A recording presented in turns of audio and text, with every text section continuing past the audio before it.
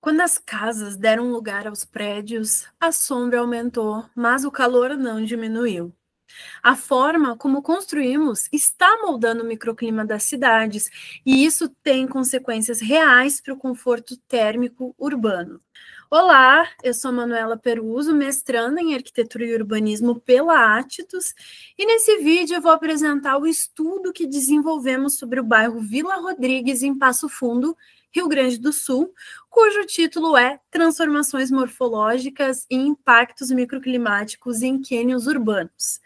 Análise espacial e temporal no bairro Vila Rodrigues, em Passo Fundo.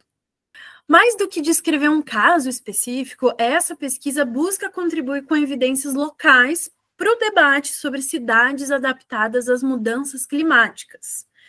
Contexto e problema.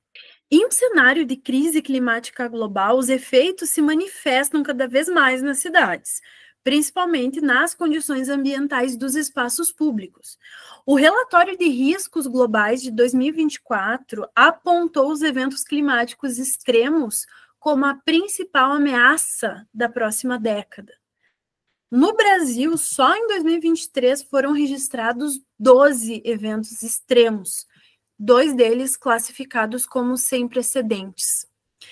Ao mesmo tempo, cidades médias como Passo Fundo, com mais de 206 mil habitantes, segundo o IBGE, vêm passando por transformações urbanas intensas, marcadas por verticalização e adensamento. Para vocês terem uma ideia, nesse ano de 2025, a Secretaria de Obras divulgou que havia mais de 100 edifícios em construção, somando cerca de 6 mil unidades entre residenciais e comerciais. Alguns desses empreendimentos ultrapassam os 130 metros de altura e chegam a 40 pavimentos, localizados principalmente no bairro Vila Rodrigues. Esse processo de crescimento, quando desassociado de diretrizes ambientais, pode provocar aumento nas temperaturas, redução da vegetação urbana e comprometendo o conforto térmico das áreas mais densas. Um dos elementos que mais influenciam esse tipo de cenário são os chamados cânions urbanos.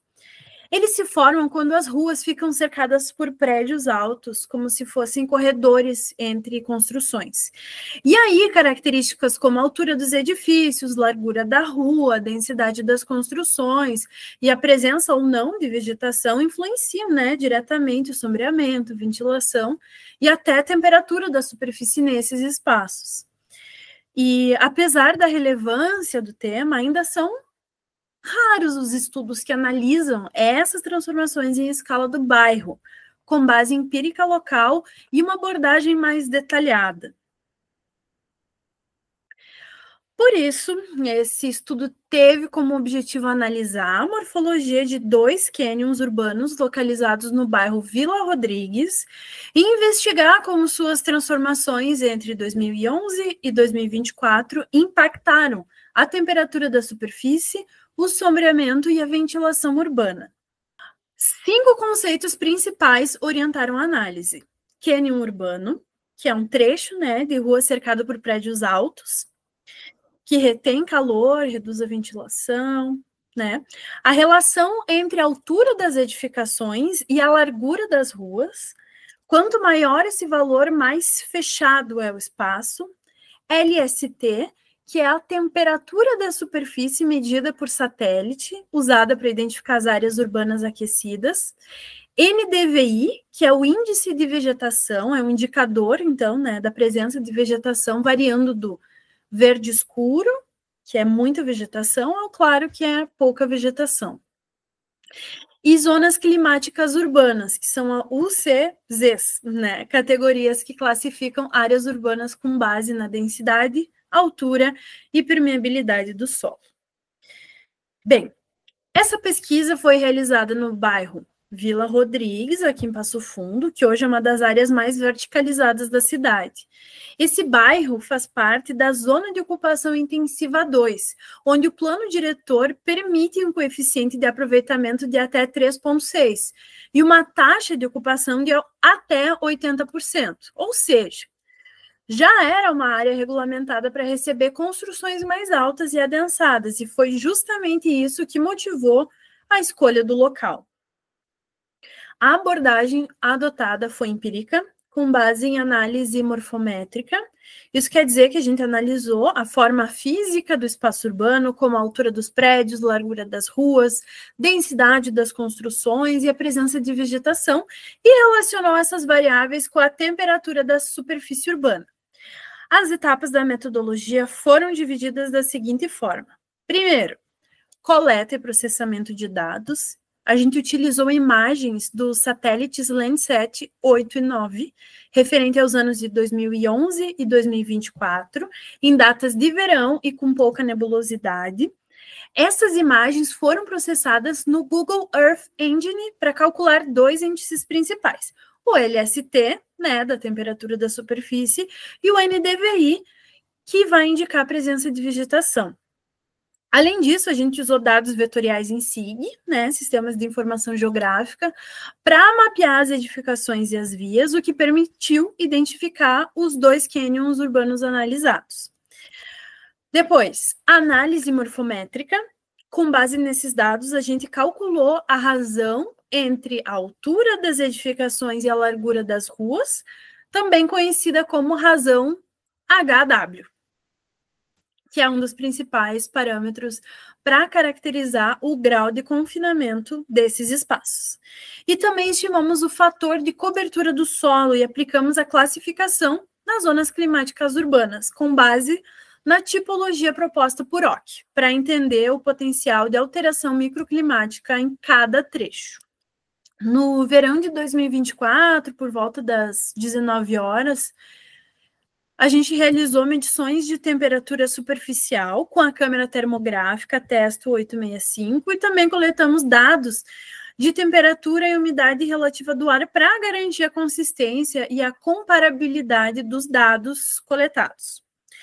Análise temporal comparativa, então a gente comparou os dados de 2011 e 2024 para entender, observar essas mudanças na altura média das edificações, na razão HW, né, a altura, a largura, e na cobertura vegetal por meio do NDVI.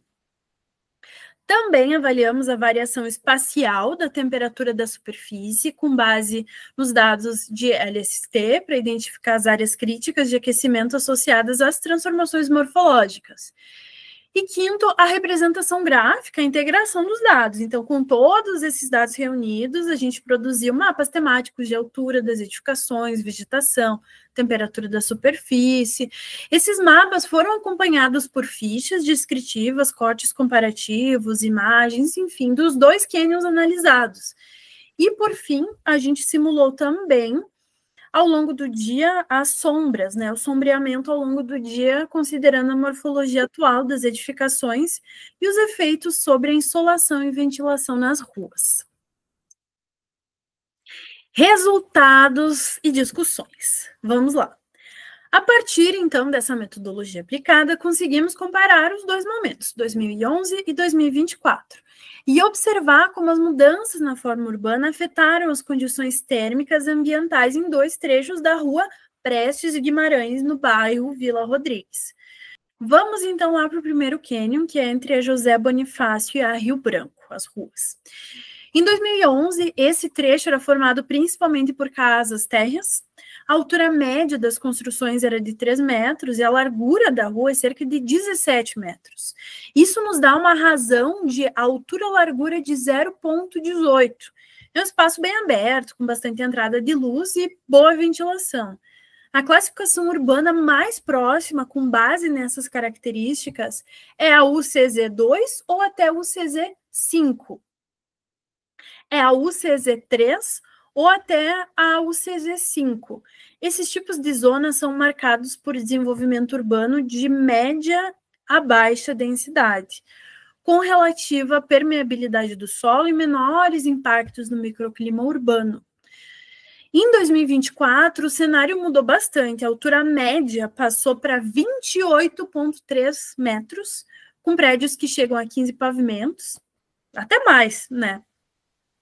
A nova razão a altura-largura ficou em 1,66, transformando o trecho num cânion profundo e confinado. Ele passou a se enquadrar na UCZ-1, uma zona intensivamente urbanizada, com pouco espaço entre os prédios, quase nenhuma área permeável e grande potencial de retenção de calor. As medições térmicas, feitas às 19 horas, num período de verão, mostram temperaturas de até 35,6 graus em fachadas metálicas e 34 graus nas calçadas asfaltadas. A temperatura do ar nesse horário era de 22 graus, mais ou menos. E esses resultados apontam, né, para o papel significativo dos materiais de baixa refletância solar e alta capacidade de absorção térmica no aumento das temperaturas superficiais, especialmente em áreas com pouca vegetação e baixa incidência de sombreamento. Canyon 2, que é o que está entre a Rua Frei Caneca e a Rio Branco. Em 2011, o segundo trecho já era mais adensado. As construções iam de 2 a 5 pavimentos, a altura média era de 9 metros, e a razão, a altura-largura ficou em 0,53. Esse perfil se encaixa na UCZ2, que se refere às áreas de alta densidade com edificações contínuas, elevada impermeabilização do solo e maior potencial de interferência no clima local. Em 2024, o trecho também passou por verticalização. A altura média chegou a 21,4 metros e a nova razão, a altura-largura ficou em 1,26. Essa configuração se aproxima da UCZ2, típica de áreas urbanas consolidadas com prédios altos. As temperaturas medidas nesse trecho foram mais equilibradas. O Canyon 2, medido sob as mesmas condições climáticas, apresentou temperaturas substancialmente mais baixas em várias superfícies, né, como uma superfície em alvenaria, que está em uma fachada sul, né, que tem 14,7 graus, né, foi medido. Esses dados indicam um comportamento térmico mais favorável, associado à morfologia urbana mais verticalizada e compacta, e promove um sombreamento mais eficaz ao longo do dia. Então, quando a gente compara os dois cânions, fica claro que ambos sofreram aumento de densidade e altura, mas em proporções diferentes. O Canyon 1 mudou de um espaço aberto para um dos tipos mais densos da cidade e teve o maior aumento de temperatura e a maior perda de vegetação. O Canyon 2, que já era mais denso, passou de uma UCZ3 para a UCZ2, apesar de ainda ter pontos críticos, o sombreamento constante ajudou a manter algumas áreas mais frescas. Os mapas de NDVI mostram claramente a redução da vegetação entre 2011 e 2024, especialmente no Canyon 1. E os mapas de temperatura da superfície, LST, confirmam que as áreas com maior adensamento e menor vegetação estão mais quentes. A simulação de sombreamento mostra que a sombra aumentou, mas isso não significou mais conforto. No Canyon 1, o calor ficou retido pela baixa ventilação, impermeabilização, materiais que absorvem muito calor. No Canyon 2, o sombreamento funcionou um pouco melhor, mas a ventilação limitada e a ausência de áreas verdes continuam sendo um problema. E esses resultados mostram que a forma como a cidade é construída influencia diretamente no clima local e que diferentes configurações urbanas exigem estratégias diferentes de planejamento, considerando vegetação, materiais usados nas fachadas, a proporção entre a altura e a largura a altura dos edifícios e largura das ruas. As transformações morfológicas observadas entre 2011 e 2024 mostram que as mudanças no desenho urbano, como o aumento da altura das edificações e a perda de vegetação, impactam diretamente o microclima. O Canyon 1 passou, né, de um espaço aberto para uma área densamente verticalizada, com altas temperaturas e pouca ventilação. O Canyon 2 também se adensou, mas teve um desempenho térmico um pouco mais equilibrado, com sombreamento mais constante e temperaturas um pouco menores. A presença da sombra não garantiu conforto térmico. Os dados mostram que fatores como ventilação, vegetação e materiais construtivos têm peso decisivo no comportamento térmico das ruas. E esses resultados reforçam a importância de considerar o clima local no planejamento urbano, especialmente em áreas de transformação acelerada, como o bairro Vila Rodrigues. Encerro com a reflexão de que toda vez que construímos algo, afetamos a qualidade de vida das pessoas. E isso é uma grande responsabilidade. Obrigada por acompanhar essa apresentação. Agradeço também ao Congresso pela oportunidade, a parceria dos coautores desse trabalho, Isadora Caíno, Jéssica Braz, Rangel Girardello e Grace Tibério, e a colaboração dos estudantes da disciplina Climatologia aplicada ao Projeto Arquitetônico Urbano, turma 2024.2 da ATITUS, cuja contribuição foi fundamental para a base empírica do estudo.